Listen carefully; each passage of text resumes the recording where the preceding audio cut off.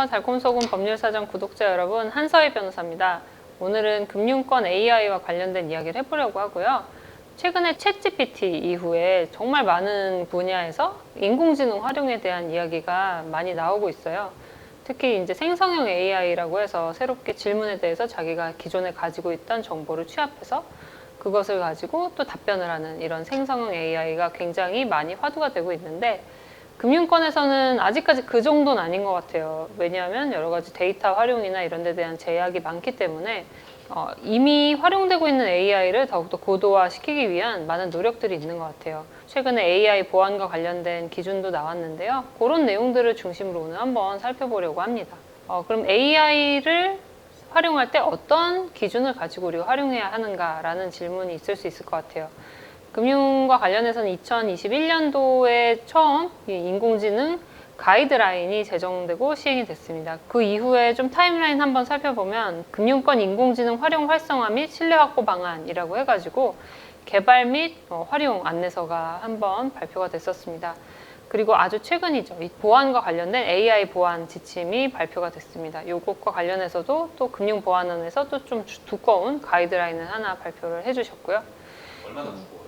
아주 두껍진 않고 한 50페이지. 원래는 이제 AI와 관련돼서 아무 기준이 없었어요. 근데 2020년에 처음으로 워킹그룹이 우리나라 금융위원회에서 이제 좀 조직이 됐고, 거기 안에서 이런 AI를 어떻게 활용할 것인가에 대한 연구 용역이 있은 후에 이제 6월에 가이드라인이 이제 제정이 됐습니다.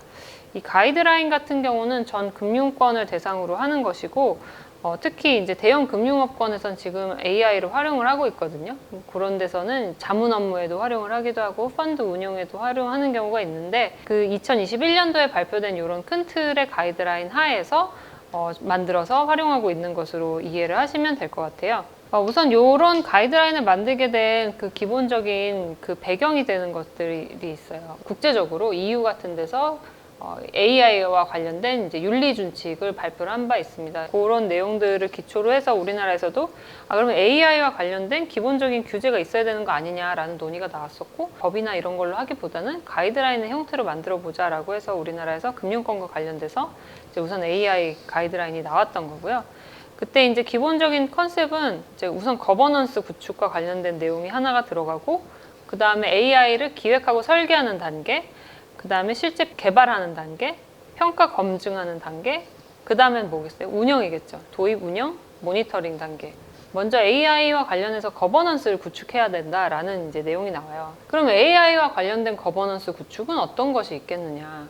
예를 들어보면 AI 활동에 대한 감독 기관, 그리고 정책과 절차를 어떻게 할 것인지 관리하는 영향평가 절차, 자체평가, 이런 것들이 이제 가이드라인에 들어가야 된다라고 하고 있습니다. 그래서 조직 내 AI 윤리 원칙과 기준을 수립하고 책임과 권한을 정의하고, 마지막으로는 이 위험이 발생했을 때 대비해서 위험관리 정책을 마련하도록 하고 있습니다.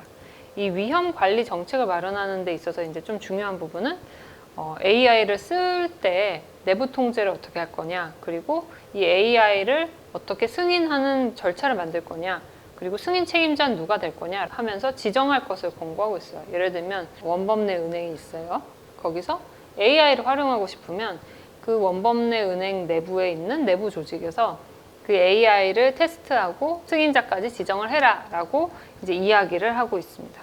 은행 앱 같은 거 이용하면 챗봇이라고 하잖아요. 네, AI 맞아요. 챗봇 네, 이런 네. 것들도 다 거기에 해당돼요. 맞아요. 되게 정확한데요. 그래서 이건 나중에 얘기할 건데, 가장 최근 2023년 5월에 발표된 AI 보안 가이드라인에서는 챗봇을 운영할 때 보안성 체크리스트도 발표를 했어요. 구글 스토어에 보면 특히 금융권 앱들이 별표가 낮더라고요. 금융회사는 전산관리 시스템도 위탁할 때 절차가 있고 규정이 있어요. 그리고 이런 전산 개발과 관련된 위탁관리 규정이 있거든요. 그 규정에 따라서 엄격하게 하다 보니까 활용하기 좋은 앱이 나오기 어려운 측면이 있고, 보안성 심사를 하다 보니까 보안과 관련해서 엄격한 기준이 적용되는 거예요. 그러다 보니까 사용하기 굉장히 불편해지는 경향이 있죠.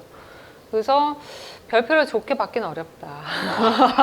기획과 설계는 이제 AI를 기획할 때, 그리고 설계하는 단계에서 이런 우리가 기존에 만들었던 윤리 원칙에 부합하는지 여부를 따져서 그에 맞춰서 기획하고 설계를 해야 된다라고 이제 선언적으로 이야기를 하고 있는 거예요. 감독 통제와 책임성 유지에 적합하게 시스템 설계하라고 하고 있는데 아까 말씀하신 이제 음성봇 활용과 관련해서 예시를 두고 있는 게 뭐냐면 음성봇을 활용하기 위해서는 설명 속도, 음량 등을 조절할 수 있는 기능을 제공할 것, AI 음성봇 사용 중단을 요청하면 즉각 중단시킬 것, 소비자가 설명 내용에 대해서 질문이나 추가 설명을 요청하면 보험 설계사가 실시간으로 직접 응대할 수 있는 시스템을 갖출 것. 네 번째가 음성봇이 상품 설명을 한다는 사실과 1, 2, 3번 요건에 대해서 소비자에게 미리 안내하고 동의를 받을 것.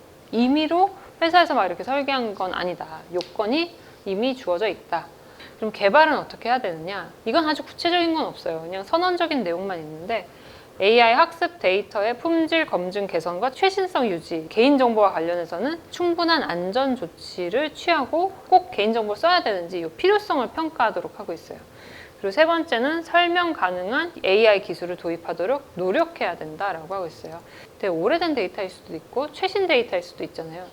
이제 최신 데이터일수록 품질은 높은 것이겠죠. 데이터 편향성에 대한 얘기들이 되게 많이 나오잖아요. 우리가 데이터 분석을 통해서 어떤 결과를 노출하는데 어느 한쪽에 집중되어 있기 때문에 이런 편향성이 발견되는 측면이 있어요. 뭐 예를 들면 이렇겠죠. 우리나라 같은 경우는 인종 갈등은 없지만 세대 간 갈등이 있잖아요.